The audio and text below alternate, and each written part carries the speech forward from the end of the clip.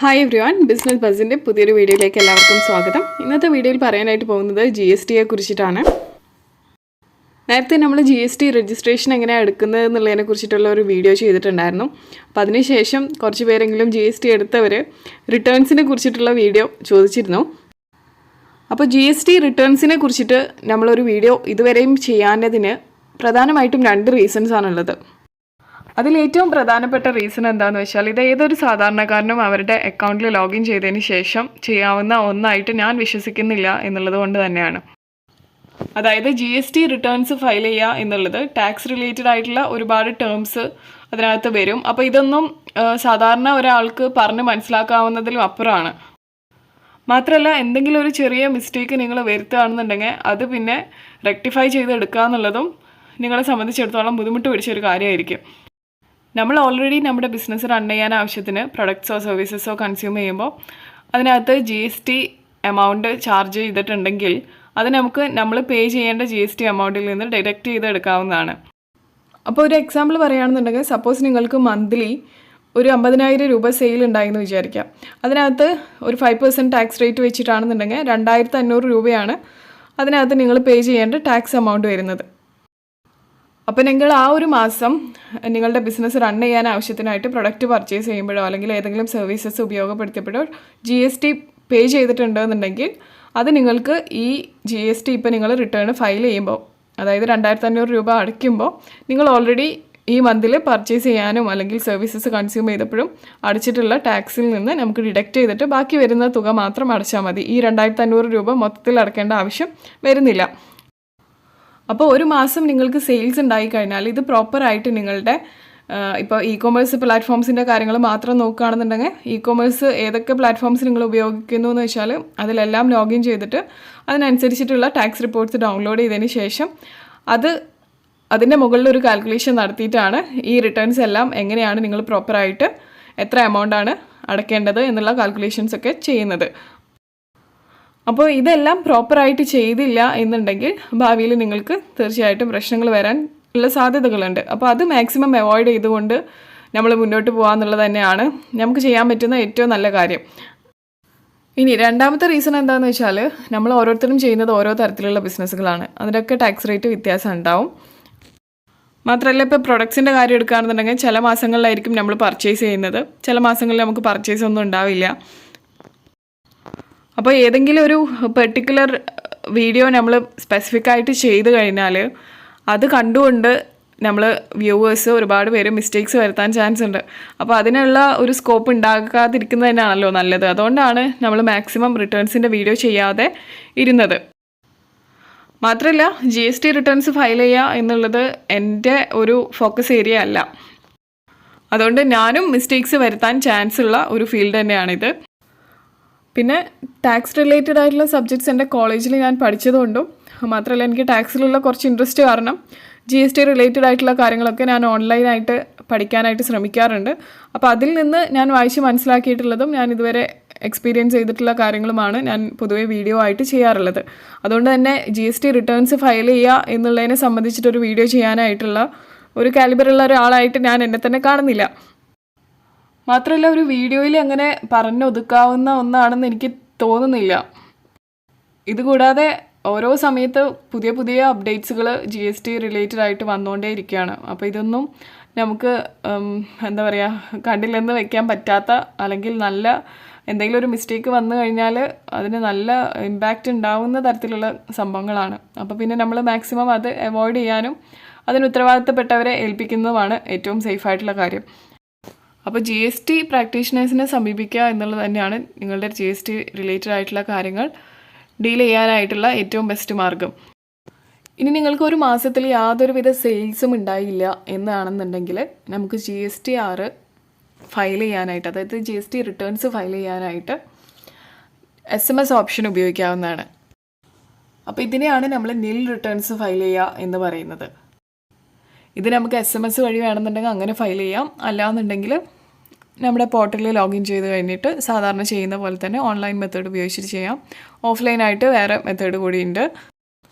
അപ്പോൾ നിങ്ങളൊരു മാസം പ്രോഡക്റ്റ്സ് പർച്ചേസ് ചെയ്തോ എന്തെങ്കിലുമൊക്കെ സർവീസസ് ഉപയോഗിച്ചോ GST ഉള്ളതോ ഇല്ലാത്തതോ ആയിക്കോട്ടെ അതൊക്കെ മാത്രമല്ല ഔട്ട്വേർഡ് ആയിട്ടുള്ള സപ്ലൈസ് അതായത് നമ്മൾ കുറച്ച് സെയിൽസൊക്കെ നടത്തി എന്നുണ്ടെങ്കിലും നമുക്ക് GST റിട്ടേൺസ് ഫയൽ ചെയ്യണം. ഇനി സെയിൽസ് ഒന്നും ഉണ്ടായില്ല എന്നുണ്ടെങ്കിൽ പോലും GST നമ്മൾ പോർട്ടലിൽ ലോഗിൻ ചെയ്തതിന് ശേഷം സെയിൽസ് ഉണ്ടായില്ല എന്ന് കാണിക്കാനായിട്ട് നിൽ റിട്ടേൺസും ഫയൽ ചെയ്യണം.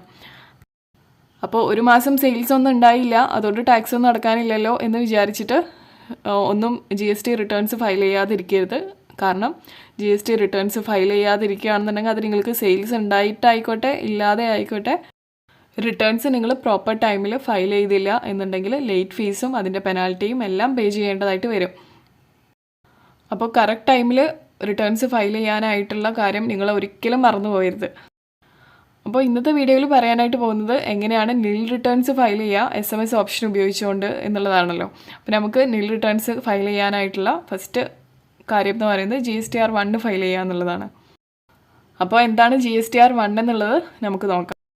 അപ്പോൾ നിങ്ങൾ GST രജിസ്റ്റേർഡ് ആയിട്ടുള്ള ഒരാളാണെന്നുണ്ടെങ്കിൽ തീർച്ചയായിട്ടും നിങ്ങൾ GSTR1 ഫയൽ ചെയ്യണം. ആ ഒരു പീരീഡിൽ അതായത് മന്ത്ലി ആയിക്കോട്ടെ ക്വാർട്ടർലി ആയിക്കോട്ടെ നിങ്ങൾ റിട്ടേൺസ് ഫയൽ ചെയ്യുന്നതെന്ന് വെച്ചാൽ അതിനകത്ത് ഒരു ട്രാൻസാക്ഷൻസ് ഉണ്ടായില്ല എങ്കിൽ പോലും നമ്മൾ GSTR1 ഫയൽ ചെയ്തിരിക്കണം. എപ്പോഴും കഴിഞ്ഞ മാസത്തെ GSTR1 നിങ്ങൾ ഈ മാസത്തെ 11-ാം തീയതിക്ക് മുമ്പായിട്ട് ഫയൽ ചെയ്യാനായിട്ട് ശ്രദ്ധിക്കുക. GST ലോ അനുസരിച്ചിട്ട് നിങ്ങൾ ഒരു ദിവസം വൈകിയെന്നുണ്ടെങ്കിൽ ആ ഒരു വൈകിയ ദിവസത്തിന് 200 രൂപ വെച്ചിട്ട് നിങ്ങൾ പേ ചെയ്യേണ്ടതായിട്ട് വരും. പിന്നെയും ലേറ്റ് ആവുകയാണെന്നുണ്ടെങ്കിൽ അതിൻ്റെ പെനാൽറ്റിയും പേ ചെയ്യേണ്ടതായിട്ട് വരും. പക്ഷേ കഴിഞ്ഞ മാസം അതായത് ജൂൺ മാസം 1-ാം തീയതി 2021 ഒരു പുതിയൊരു നോട്ടിഫിക്കേഷൻ വന്നിട്ടുണ്ട്. ഈ നോട്ടിഫിക്കേഷൻ പ്രകാരം നിൽ റിട്ടേൺസ് ഫയൽ ചെയ്യാത്തവർക്ക് അവരുടെ മാക്സിമം വരുന്ന എമൗണ്ട് എന്ന് പറയുന്നത് അല്ലെങ്കിൽ ലേറ്റ് ഫീസ് എന്ന് പറയുന്നത് 500 രൂപയാണ്.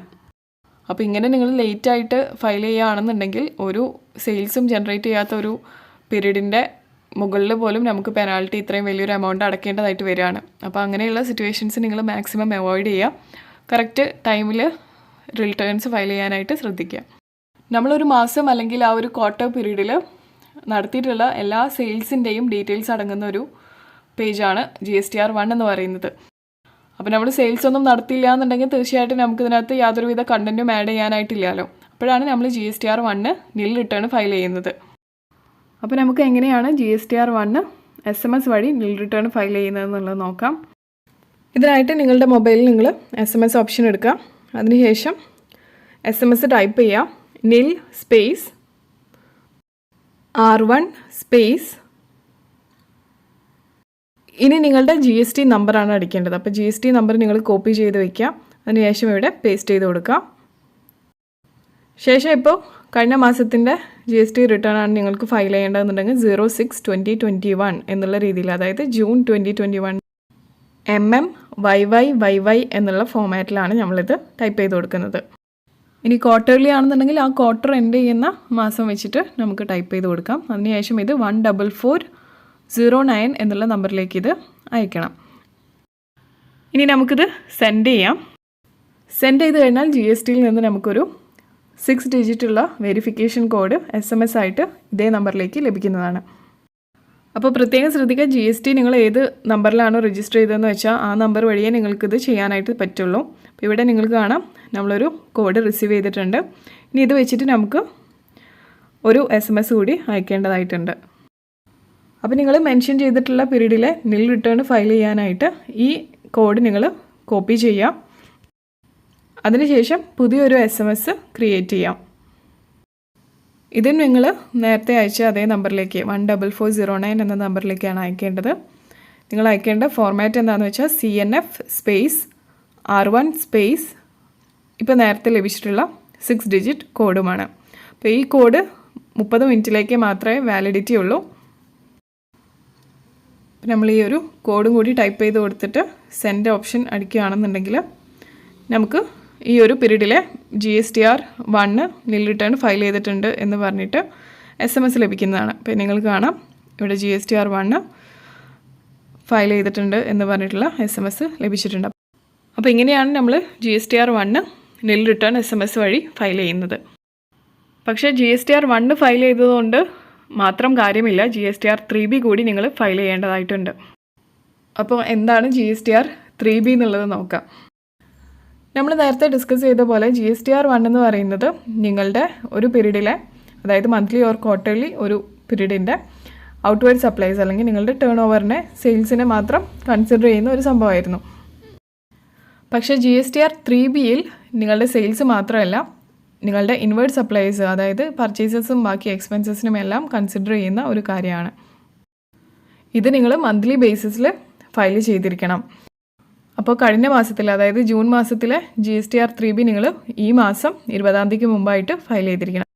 അപ്പോൾ ഒരു മാസത്തിൻ്റെ GSTR3B ഡ്യൂ ആയിട്ട് വരുന്നത്, അല്ലെങ്കിൽ അതൊരു ബാധ്യത ആയിട്ട് വരുന്നത് അതിനോട് പിന്തുടർന്ന് വരുന്ന അടുത്ത മാസത്തിലെ 20-ാം തീയതിയോട് കൂടിയിട്ടാണ്. അപ്പോൾ ഇതും നിങ്ങൾ പ്രോപ്പറായിട്ട് കറക്റ്റ് ടൈമിൽ ഫയൽ ചെയ്തില്ല എന്നുണ്ടെങ്കിൽ ഓരോ ദിവസത്തിനനുസരിച്ചിട്ട് ഓരോ ദിവസം വൈകുന്തോറും ആ ദിവസത്തിന് ഇത്ര രൂപ വെച്ച് പെനാൽറ്റി, പിന്നെ അതിന് ലേറ്റ് ഫീസ് അങ്ങനെ വരുന്നതാണ്. അപ്പോൾ GSTR1ഉം GSTR3Bയും നിങ്ങൾ ഫയൽ ചെയ്യേണ്ടതായിട്ടുണ്ട്. ഇതിലേതെങ്കിലും ഒന്ന് മാത്രമേ നിങ്ങൾ ഫയൽ ചെയ്തു എന്നുണ്ടെങ്കിൽ അടുത്തതിൻ്റെ, അതായത് ഏതാണോ അടക്കാൻ ബാക്കിയുണ്ടായിരുന്നത് അതിൻ്റെ ലേറ്റ് ഫീസ് നിങ്ങൾ അടക്കേണ്ടി വരും. മാത്രമല്ല ഇത് രണ്ടും നിങ്ങൾ പേ ചെയ്തില്ലെങ്കിൽ രണ്ടും നിങ്ങൾ സെപ്പറേറ്റ് ആയിട്ട് പെർ ഡേ വരുന്ന എമൗണ്ട്, ഇനി അതിന് ലേറ്റ് ഫീസ് എന്തെങ്കിലും വരുന്നുണ്ടെങ്കിൽ അത് അങ്ങനെ പേ ചെയ്യേണ്ടതായിട്ട് വരും. അപ്പോൾ നിലവിൽ മാക്സിമം ഇത്ര രൂപയെ ലേറ്റ് ഫീ ആയിട്ട് വരാൻ പാടുള്ളൂ എന്ന് പറഞ്ഞിട്ട് അമെൻമെൻറ്റ് വന്നിട്ടുണ്ട്. എങ്കിൽ പോലും ഇത് കറക്റ്റ് ടൈമിൽ നിങ്ങൾ ശ്രദ്ധിച്ച് പേ ചെയ്യാനായിട്ട് പരമാവധി ശ്രദ്ധിക്കണം. അപ്പോൾ ഇതും ഒരു പെർട്ടിക്കുലർ പീരീഡിൽ നിങ്ങൾ യാതൊരുവിധ സെയിൽസും നടത്തിയിട്ടില്ല, അത് മാത്രമല്ല പർച്ചേസസും ഉണ്ടായിട്ടില്ല, മറ്റ് ഡീറ്റെയിൽസ് ഒന്നും ഓട്ടോമാറ്റിക്കലി ജനറേറ്റ് ആയിട്ടില്ല എന്നുണ്ടെങ്കിൽ നിങ്ങൾക്ക് നിൽ റിട്ടേൺ ഫയൽ ചെയ്യാവുന്നതാണ്. നേരത്തെ അതേ മെത്തേഡിൽ തന്നെ SMS വഴി ഫയൽ ചെയ്യാനായിട്ടുള്ള ഫോർമാറ്റ് ഞാൻ സ്ക്രീനിൽ കാണിക്കാം. ഇതിൻ്റെ ഫോർമാറ്റ് നിൽ space 3B space GST number space ഏത് മാസത്തിലേക്കാണ് നിങ്ങൾ GSTR3B നിൽ റിട്ടേൺ ഫയൽ ചെയ്യേണ്ടതെന്ന് വെച്ചാൽ അത് MMYY എന്ന ഫോർമാറ്റിൽ 14409 എന്ന നമ്പറിലേക്ക് അയച്ചു കൊടുക്കുക. നേരത്തെ പോലെ തന്നെ നമുക്കൊരു കോഡ് അവർ അയക്കും. ആ കോഡ് കോപ്പി ചെയ്യുക. അതിനുശേഷം CNF സ്പേസ് 3B സ്പേസ് ഈ കോഡും കൂടി അടിച്ച് 14409 എന്ന നമ്പറിലേക്ക് അയച്ചു കൊടുക്കുക. അത് സക്സസ്ഫുൾ ആയിട്ട് ആയിക്കഴിഞ്ഞാൽ നമുക്കൊരു SMS GSTയിൽ നിന്ന് ലഭിക്കുന്നതാണ്. ഒരു ARN നമ്പർ, അതായത് അപ്ലിക്കേഷൻ റെഫറൻസ് നമ്പർ അടക്കം ഒരു SMS നിങ്ങൾക്ക് ലഭിക്കും. അത് നിങ്ങൾക്ക് പിന്നീട് ട്രാക്ക് ചെയ്യണമെന്നുണ്ടെങ്കിൽ അപ്ലിക്കേഷൻ റെഫറൻസ് നമ്പർ വെച്ചിട്ട് ട്രാക്ക് ചെയ്യാവുന്നതാണ്. അപ്പോൾ ഇങ്ങനെയാണ് SMS വഴി നിൽ GST റിട്ടേൺസ് നമ്മൾ ഫയൽ ചെയ്യുന്നത്.